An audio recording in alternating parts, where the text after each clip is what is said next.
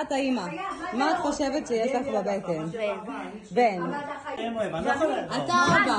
מה אתה חושב שזה? לא יוצר לי העדפה אצלי בראש. אין העדפה. מה אתה חושב שזה? זה ילד. נו, בן או בת? תגיד מה אתה חושב, תסתכל עליי. אני חושב שזה בן. אוקיי. אתה סבא של התינוק. אתה חושב שזה בת.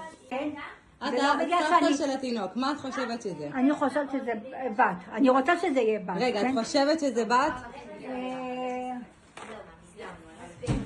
כן, אני יודעת. את הדודה של התינוק. מה את חושבת שזה? תינוקת, זאת בת.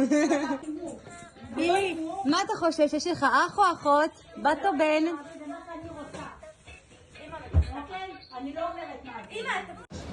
שלום, אני האימא של התינוק ואני חושבת שהוא בן.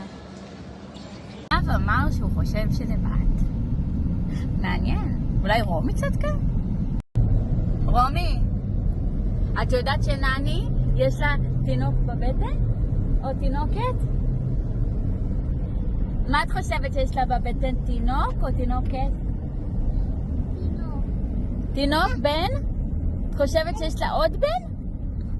שיהיה לאילי אח? אני אומרת... וואו.